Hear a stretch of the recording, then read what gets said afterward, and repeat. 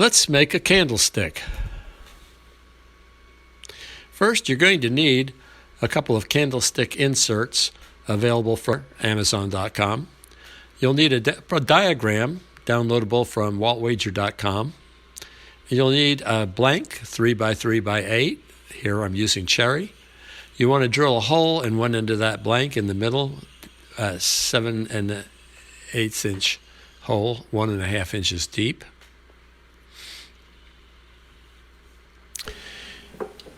Set the spur drive in the opposite end and put it in the lathe. Bring up the live center into the hole to secure the blank in the lathe. Set the tool rest so you're cutting at or slightly above center.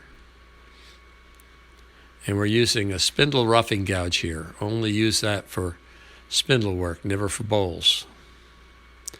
So I want the spindle roughing gouge bevel to be able to touch the wood when I hold it at an angle like this. And what I'm going to do is rub the bevel on the wood. Anchor the tool to the tool rest first. Rub the bevel on the wood, and then start my cut by raising the handle. So anchor the tool on the tool rest, rub the bevel, and then lift up the handle slightly to start the cut.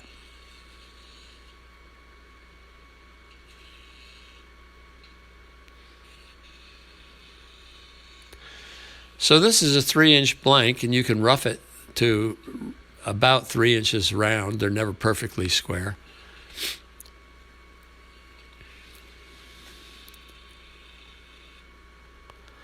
The angle that the tool should be at is about 45 degrees to the direction you're cutting.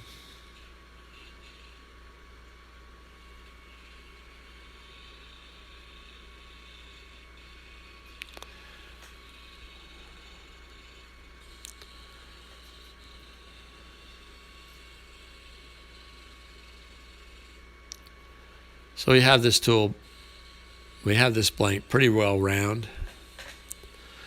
One more pass. Now we made the hole 1.5 inches deep, so we have some extra on the tailstock side here for the candle insert. And so we're going to cut that down about 1/2 inch, and that will help hold it on the lathe.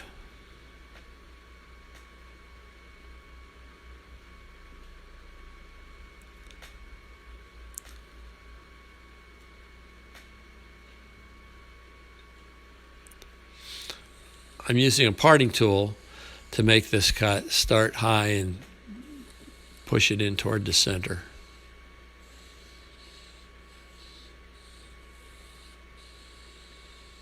Kind of a rocking motion.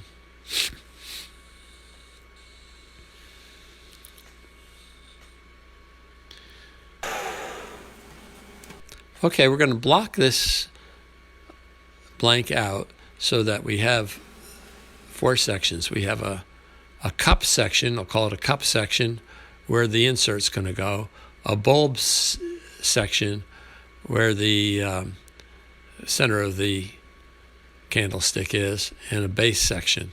Actually, there are 2 base sections.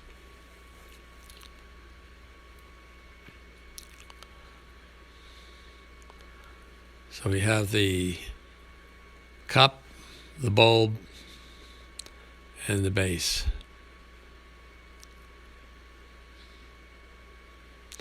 And first we're going to block out the cup section. It should be 1 inch down from the cut we just made, and it's 1.5 inches across. So it's actually going to be a little less than in diameter than the cut we just made.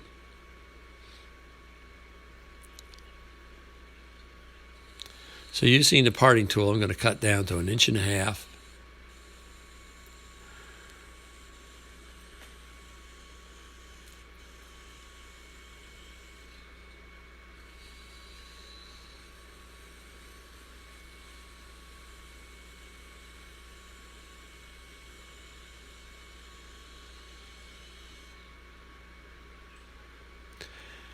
I'll measure that, see if I've gotten far enough. It's always easier to take more off than you can't put it back on.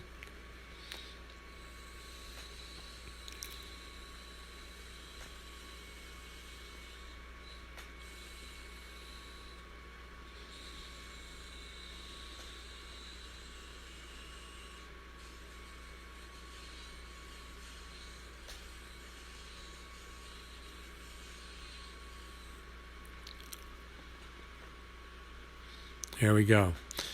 So I'll block off the rest of the cup using the parting tool.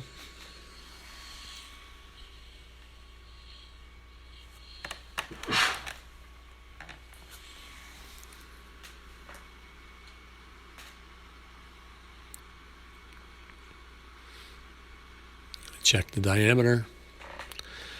I check the diameter with a vernier caliper. I always turn the machine off. You don't want to catch those sharp points on the wood while it's spinning.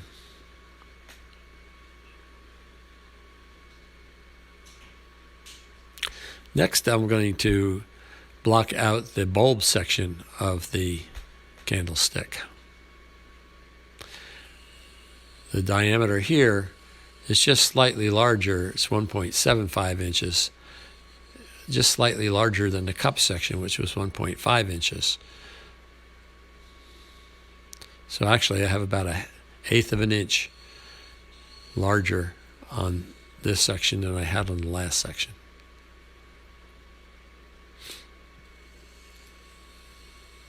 Now if you have a Badan or an easy wood tool, you can take this down faster than you would with the parting tool. But I just assume everybody has a parting tool, so I'm going to leave it that way. Okay, so we roughed out the bulb section, and I do have an easy wood tool, so I'm just going to show you that you could use that too to rough out or block out your candlestick.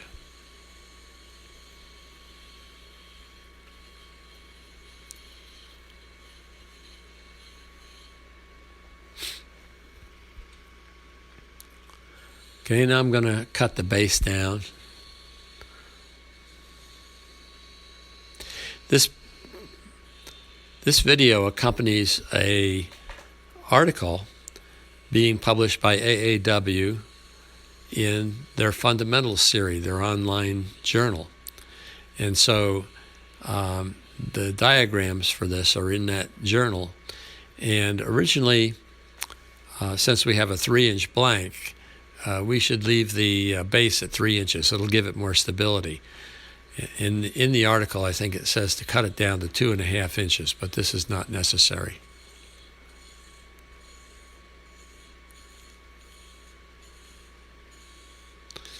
So I've blocked out my base. I've got waste at the end. I don't need that much wood, and I need some waste between the spur drive and the base of the candlestick so I can cut it off later.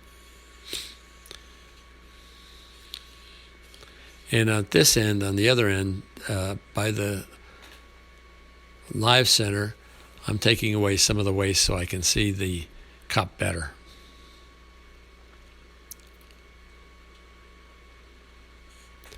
Okay, so I have one more step blocking out the base.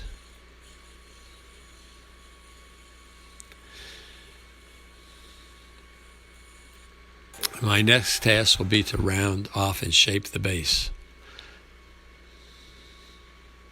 I'm going to do that using a spindle gouge. I also want to introduce this tool. This is an outside caliper, and if you have one, it makes spindle turning so much easier because you can set the dimension you want on the caliper and then just push it down even while the lathe is turning, unlike the vernier caliper, which you should never use when the lathe is turning.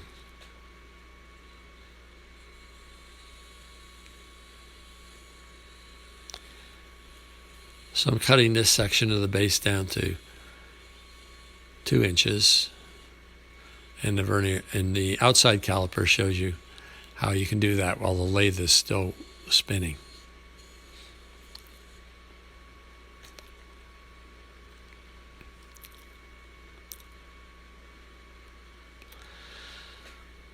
So my next task is going to be to cut some fillets. Well, I'm going to round this off first. So to round off these base sections, I'm going to put the bevel of the spindle gouge on the wood and raise the handle as I turn it. So bevel on the wood, raise the handle, and going from an open flute to a closed flute. An open flute at the 12 o'clock position to a closed flute at the 3 o'clock position.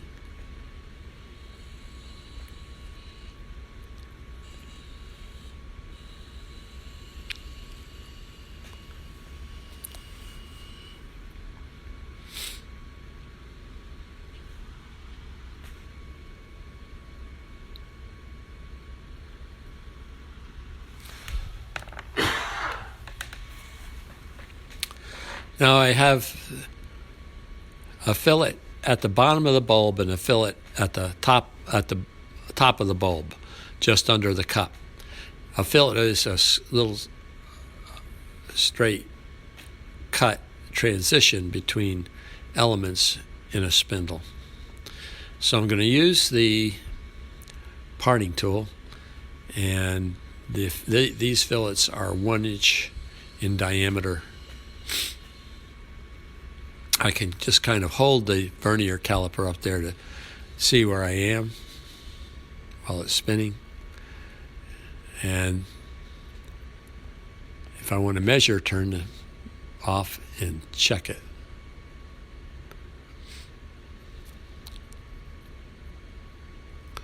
So the next fillet is up under the cup.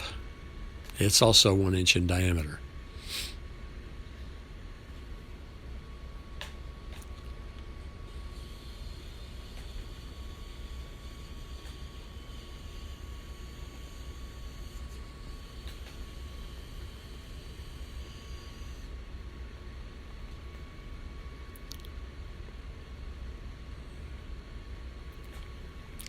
So now I have to shape the rest of the base, shape the bulb, and shape the cup.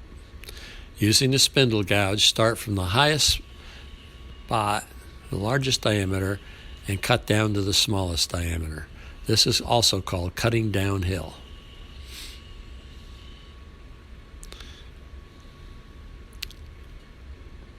Now before I can turn the bulb, I need to know where the largest diameter of the bulb is going to be.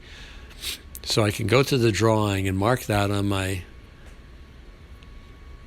blank, and that line represents the largest diameter of the bulb. So now I'm going to cut downhill, down to the fillet, and I got to do that a little bit at a time, resting the bevel on the wood, picking up the handle, and cutting down to the fillet.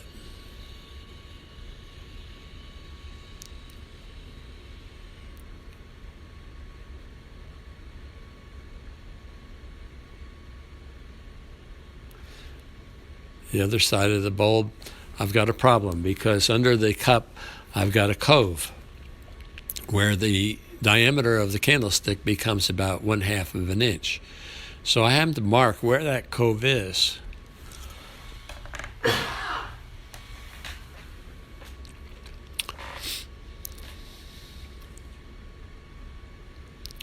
And also I'm going to use the parting tool to cut down to that 1/2 inch where the cove is going to be.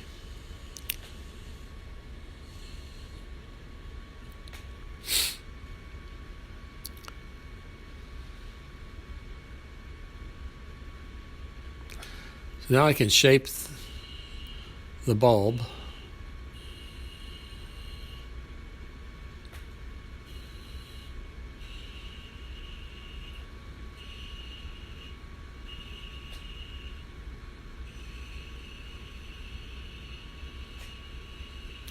using the spindle gouge.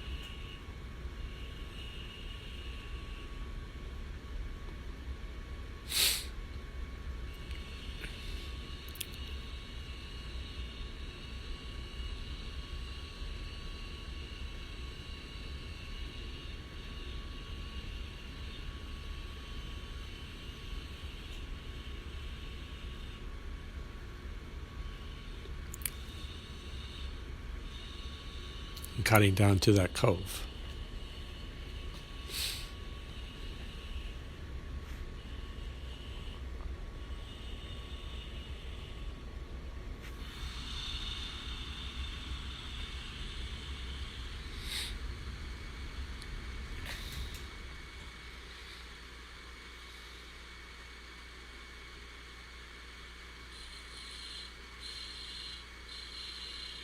I'm going to move the camera so you can see the cove better.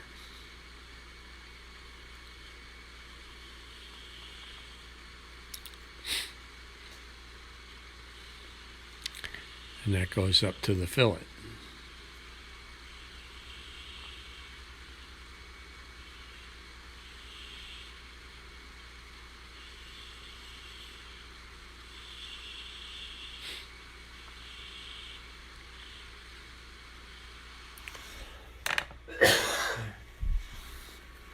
I apologize, I have a cold, so my voice is not what it should be.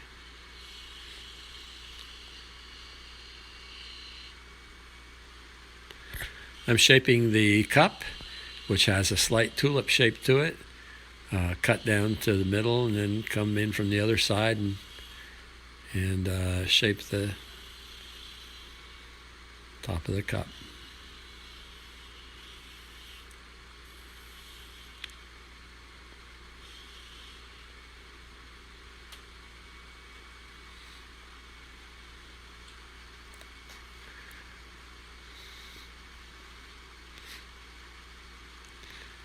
So I'm just about ready for sanding. I'm going to clean up that fill a little bit using the parting tool. Make sure it's nice and square.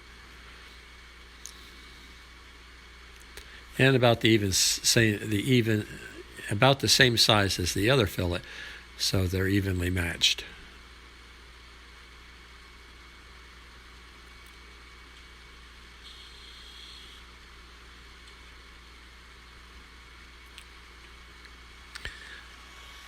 Now all that's left is sanding and parting it off. So this is going to be the top of the cup, and this is going to be the bottom of the base down here, leaving some waste so I can cut it off. I'm going to undercut the base a bit so it's more concave, so it sits flat on the table. I'm going to do that with the spindle gouge in just a minute.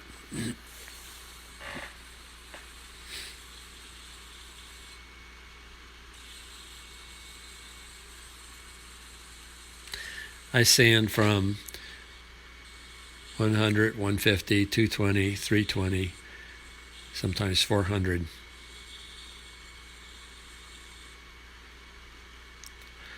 And stop and sand with the grain to remove any scratches left from sanding while the lathe is running. Use a spindle gouge to cut the base, undercut the base slightly, so that it sits flat on the table.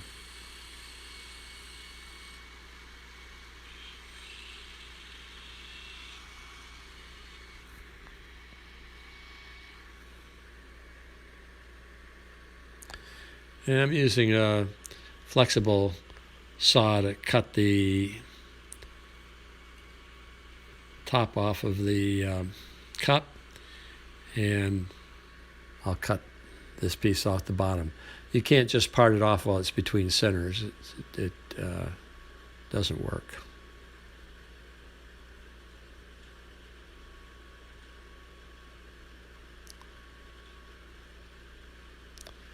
I use a small carving knife to clean up the flash around the top. Push in the candlestick insert.